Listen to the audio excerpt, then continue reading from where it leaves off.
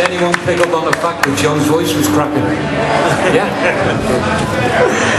That sounds like a well-rested guy who just hasn't been on a 9-hour drive, right? Now, that song, you mentioned, touched very briefly earlier on the idea, you know, one of those great American records. Now, so much of the music that went into your sets in Hamburg and into the Deco editions, you know, there were songs from all different sources. And for you guys, I mean, Pete, were you guys collecting the records? Where was it all coming from? That you were pulling things like, I'm just going to toss out some song titles. To Know Her Is to Love Her, originally done by... Teddy Bears. Teddy Bears. I'm Sure to Fall, Carl Perkins. Crying, Waiting, Hoping, Bésame Mucho. Cha Cha Boom. Cha Cha Boom. Till There Was You. And where were you guys pulling the songs from? What were the different sources that were these coming from? Well, again, you've got to envisage the fact that we wanted to be different from everyone else.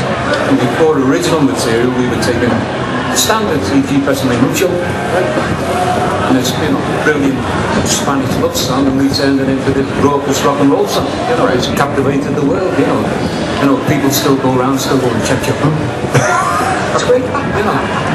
And you know, Till There Was You, Peggy Lee, the Music Man.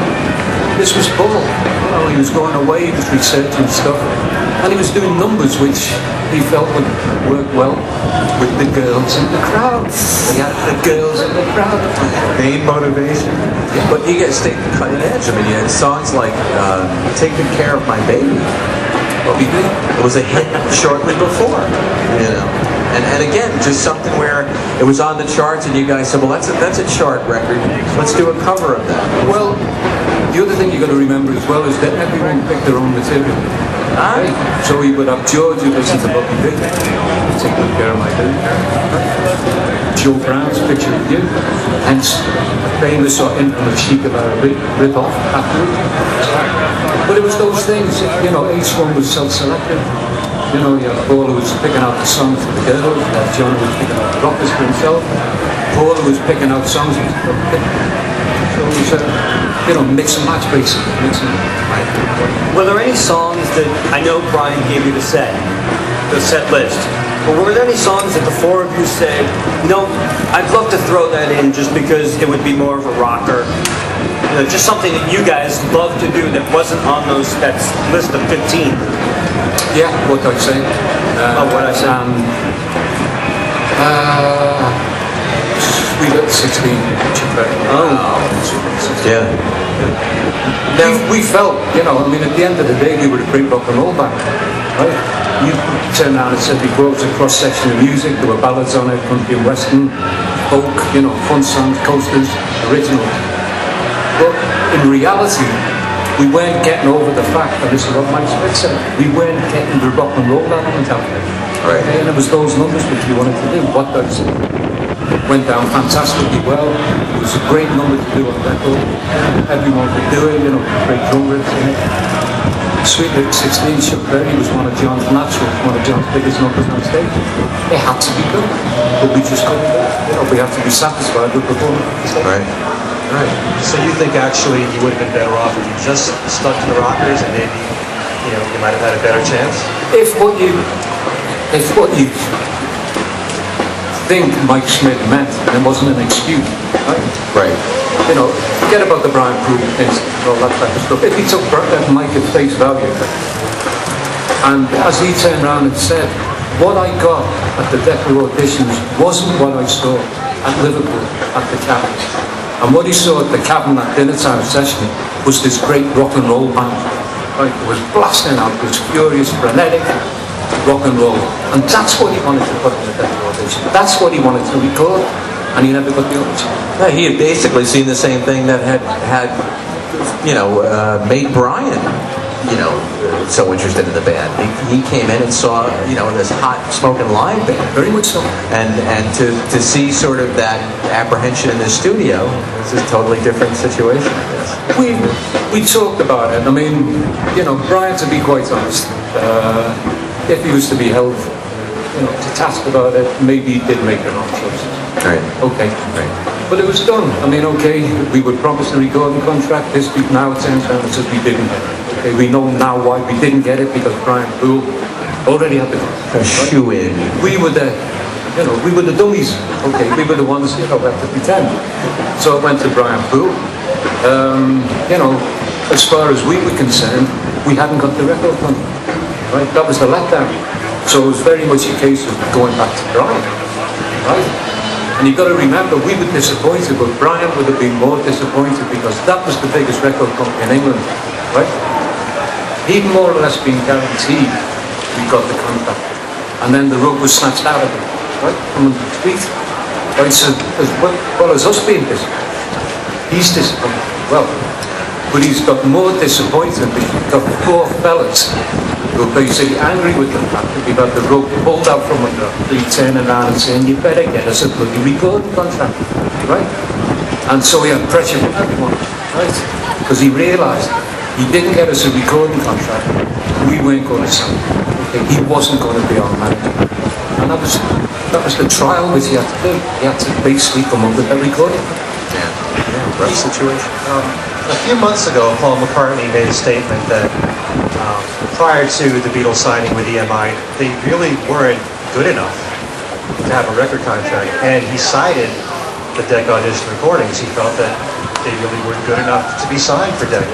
How do you feel, forgetting about the whole Mike Smith equation there, do you think based on those 15 songs, that performance, do you think that you guys really deserve a record contract? No.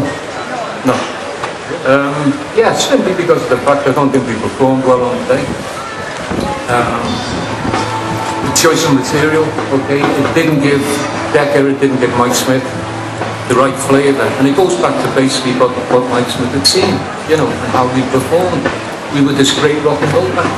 It was great on stage, playing, great rock and roll music, and that never came out.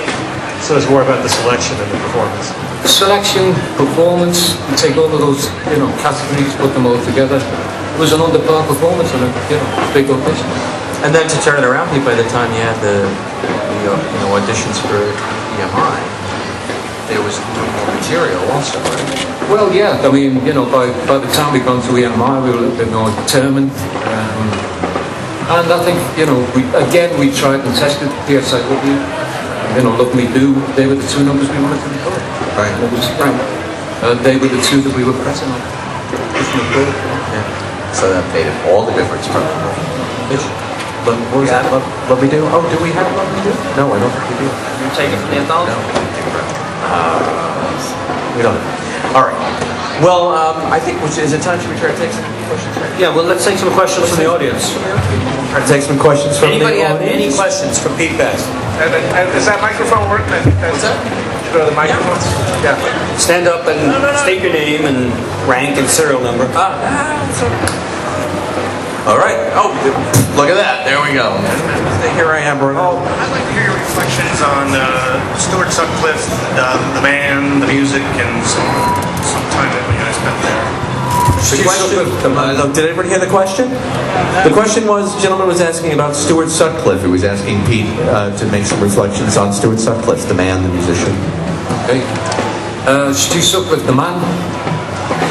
Smallest in the band, but he had the biggest heart. And I've defended his corner for many, many years. Talking about, how talented he was. Stu's first love was painting, apart from Astrication. And anyone who's seen his work and his exhibitions, that have toured the world will realise what a prolific artist he was.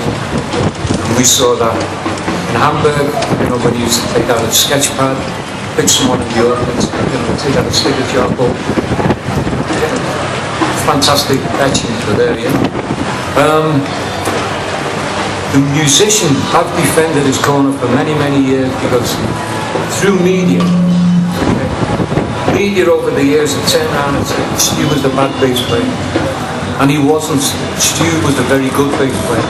And he was a very simple bass player, okay? Because at the end of the day, we were playing rock and roll.